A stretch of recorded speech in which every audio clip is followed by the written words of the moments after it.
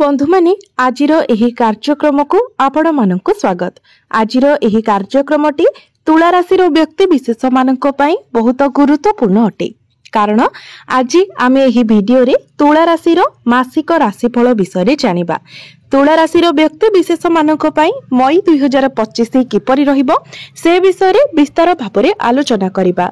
मई मासरे तुला राशि व्यक्ति विशेष मानकर स्वास्थ्य, शिक्षा, प्रेम जीवन, वैवाहिक जीवन, भाग्य, क्यारियर एवं व्यापार वाणिज्यर स्थिति किपरि रहिबो से विषय रे विस्तार भाबरे आलोचना करिबा। नवग्रहंकर स्थिति मध्ये देखिबा। नवग्रह आपनकु केउ प्रकारर फल प्रदान करिबारे सक्षम हेबे। एहा सहित अशुभत्व प्रदान करुथिबा ग्रह मानक पई किछि विशेष प्रतिकार मध्ये जानिबा। सेति आपण माने वीडियोटी को स्किप न करी शेष पर्यंत निश्चय देखंतु एवं आपणकर जदि तुला राशि होई थाए तो वीडियोटी को लाइक करी चैनल टी को सब्सक्राइब करि दियंतु। कमेंट बॉक्स रे भक्ति एवं श्रद्धार सहित जय श्री जगन्नाथ निश्चय लिखंतु। तो बंधु माने आसंतु आरंभ करिबा आजिर एही कार्यक्रम को, जहाकी आपणकर जन्म राशि चंद्र राशि उपरे आधारित अटे। तो बंधु माने राशि चक्रर 12 गोटी राशि मध्यरु सप्तम राशि हेउछि तुला राशि। तुला राशि राष्ट्राधिपति हेउछन्ति शुक्र। तो बंधु माने मई मास आरंभ रे आपणक कुंडलीर षष्ठ भावरे विराजमान रहिबे शुक्र, शनि, राहु एवं बुध। सप्तम भावरे विराजमान रहिबे सूर्य, अष्टम भावरे विराजमान रहिबे देवगुरु बृहस्पति, दशम भावरे विराजमान रहिबे मंगल एवं आपणकर द्वादश भावरे विराजमान रहिबे केतु। तो सर्वप्रथमे आसतु जानि नेबा आपणकर स्वास्थ्य किपरि रहिबो एही मई 2025 रे। तो बंधु माने कुंडलीर प्रथम भावटी होई थाए आपणक स्वास्थ्यर भाव, इम्यूनिटी सिस्टम रो भाव एवं आपणक प्रथम भावर अधिपति शुक्र आपणकर षष्ठ भावरे विराजमान अछंती। तेबे शुक्रंक सहित शनि, राहु एवं बुध मध्य आपणकर षष्ठ भावरे विराजमान अछंती। तो आपणक 2-3टी जिनिसर विशेष ध्यान देबार अछि। प्रथमे आपणकर डेंटल इश्यू भली किछि समस्या देखा देई पारे। द्वितीय रे बुध आपणक कुंडली रे दुर्बल थिबा हेतु आपणक स्किन रिलेटेड प्रॉब्लम मध्य देखा देई पारे। इन्फेक्शन, एलर्जी भली प्रॉब्लम देखा देई पारे। तो आपणक निजर त्वचार ध्यान रखिबार अछि। एबे आसंतु जानिबा आपणकर शिक्षा क्षेत्र किपरि रहिबो मई 2025 रे। तो बंधु माने कुंडलीर पंचम भावटी होई थाए आपणकर शिक्षार भाव। आपणक पंचम भावर अधिपति हेउछन्ति शनि। शनि आपणकर षष्ठ भावरे विराजमान अछन्ति। बंधु माने तुला राशि विद्यार्थी जो माने विदेश यात्रा करबाको चाहुथिले, विदेश रे पाठ पढ़ा करबा पई चाहुथिले, सेमानक पई समय बहुत भल रहिबो। आपणक पाठ पढ़ा को नेकी दूर यात्रार संभावना रहुछि, किंतु जो माने पाठ पढुछन्ति सेमानकर पाठ पढ़ा रे मन लागु नाही। पाठ पढ़ा रे आपणकर माइंड डाइवर्ट हेउछि, कारण शनि आपणकर पंचम भावर अधिपति होई आपणकर षष्ठ भावरे विराजमान अछंती एवं राहु केतुंकर दृष्टि रे मध्य अछंती। तो पाठ पढ़ारे आपणकर मन लागिबो नाही। आपण जेते चेष्टा कले मध्य पाठ पढ़ारे आपण निजर मन को लगाई परिबे नाही। तेबे एथिपाई आपण निश्चित भावरे प्रतिकार करंतु। तो प्रतिकार गुडिक आमे वीडियो शेष रे जानिबा। एबे आसंतु जानिबा आपणकर प्रेम जीवन किपरि रहिबो मई 2025 रे। तो बंधु माने कुंडलीर पंचम भावटी आपणकर शिक्षार भाव हेबा सहित पंचम भावटी मध्ये होई थाए आपणकर प्रेम जीवनर भाव। तो आपणकर पंचम भावर अधिपति हेउछन्ति शनि। शनि आपणकर षष्ठ भावरे विराजमान अछन्ति एवं आपणकर प्रथम भावर अधिपति शुक्र मध्य शनिक सहित षष्ठ भावरे विराजमान अछन्ति। तो आपणकर भल पाइबा बहुत भल रहिबो। आपण 2 जण मिसी केवाडे बुला बुली करबाको जाई पारंती। आपण निजर लाइफ को एन्जॉय करिवे। तो बंधु माने आपणक मध्यरे भल पाइबा तो बहुत भल रहिबो, किंतु जेहेतु आपणकर शनि एवं शुक्रंक सहित राहु मध्य विराजमान अछंती, तेणु किछि कारण नथिले मध्य आपणक मध्यरे मझिरे मझिरे टिके आर्गुमेंट मध्य होइजिबो। बिना किछि कारण रे टिके युक्ति तर्क होइजिबो। तो आपण निजर प्रेम जीवन मध्य को तृतीय व्यक्ति को प्रवेश करने को दियंतु नहीं। अन्य कहार कथारे पड़ी आपण निजर प्रेम जीवन रे समस्या सृष्टि करंतु नहीं। मन भीतर को शंका किंबा कोनोसी प्रकार डाउट्स आणंतु नहीं।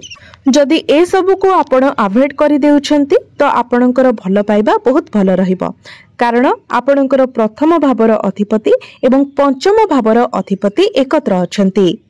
एबे आसंतु जानिबा आपणकर वैवाहिक जीवन किपरि रहिबो मई 2025 रे।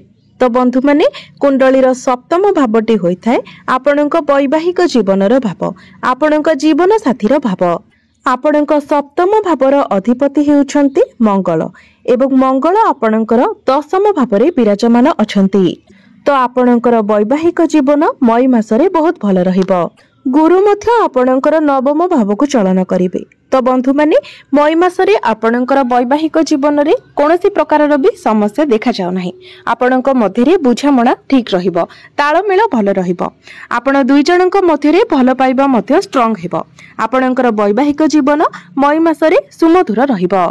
आपणकर लाइफ पार्टनर निजर करियर को नेकी ट्रैवल करि पारंती, तांको उपरे कार्यभार टिके अधिक रहि पारे।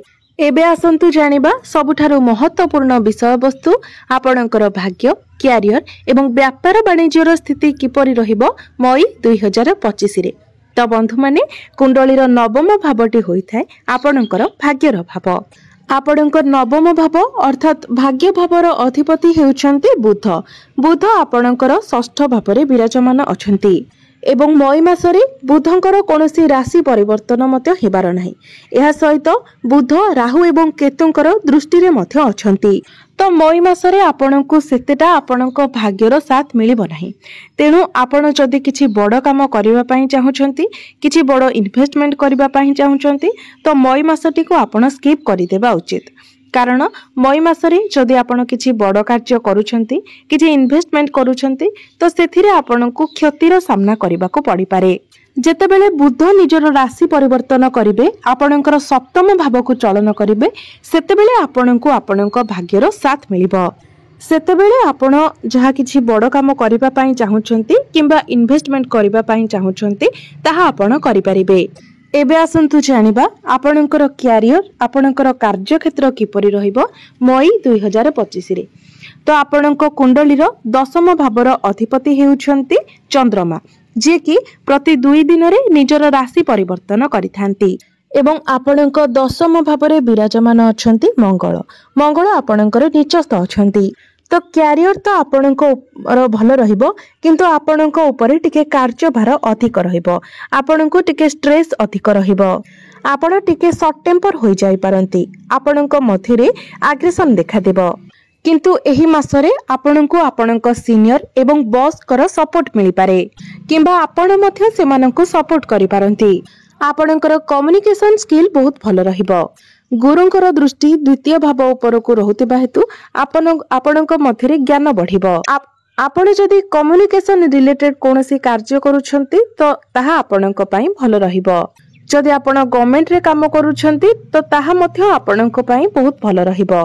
रिसर्च लाइन रे जदि आपण काम करूछंती तो सेथिरे मध्य आपणक बहुत अधिक सफलता मिलिबो। तेबे मंगल जेहेतु आपणक दशम भावरे नीचस्थ अछंती तो कार्य क्षेत्र रे कहा सहित आपणकर आर्गुमेंट होई पारे, काहाको आपण चिड़ी जाई पारंती, सेथि प्रति आपण ध्यान देबे। तेबे आपणक षष्ठ भावरे राहु एवं शनि एकत्र थिबा हेतु कार्य क्षेत्र रे आपणक विरुद्ध रे किछि पॉलिटिक्स मते होई पारे। तेबे से सब को मध्य आपणको अवॉइड करिवार अछि, कारण जेते पॉलिटिक्स हेले मध्य आपणक ऊपरे तार कोनोसी भी प्रभाव पड़िबो नाही। तो करियर आपणकर 75 रु 80% भल रहिबो। एबे आसंतु जानिबा आपणकर बिजनेस किपरि रहिबो मई 2025 रे। तो बंधु माने मई मासरे आपणकर बिजनेस एवरेज रहिबो, कारण व्यापार वाणिज्यर कारक ग्रह बुध आपणकर षष्ठ भावरे नीचस्थ अछंती। तो बिजनेस रे आपणकर खर्च मध्य बढ़ी जिवो। तो बिजनेस आपणकर मई मासरे एवरेज रहिबो, ना बहुत बेसी भलो ना बहुत बेसी खराब। किंतु जून मासरे आपणकर बिजनेस बहुत भलो रहिबो। जेतेबेले बुध आपणकर सप्तम भाव को चली आसीबे सेतेबेले आपणकर बिजनेस रे आपण ग्रोथ देखिबा को पाइबे। एबे आसंतु जानि नेबा किछि प्रतिकार विषय रे, जे प्रतिकार गुडिक करिबा द्वारा आपणकर जहा सब अशुभत्व रहुची से सब खंडन होई आपणको अधिक मात्रा रे शुभ फल प्राप्ति होई पारिबो। तो सेथिपाई सर्वप्रथमे आपण प्रत्येक दिन बुधंकर बीज मंत्र 108 थर जप करंतु। प्रत्येक दिन शनिंकर बीज मंत्र मध्य आपण 108 थर जप करंतु। प्रत्येक दिन आपण विष्णु सहस्र नामर पाठ करंतु। एहा सहित प्रत्येक दिन आपण उदित सूर्य को तंबा पात्र रे जलार्घ्य अर्पण करंतु। निश्चित भाବରେ समस्त अशुभत्व गुड़िक खंडन होई आपणको अधिक शुभत्व प्राप्ति हिब। आपणकर भाग्य रे उन्नति आसीब। तो बंधु माने आपणकर जीवन मंगलमय हेउ, एहा ही ईश्वरक निकटरे मोर प्रार्थना।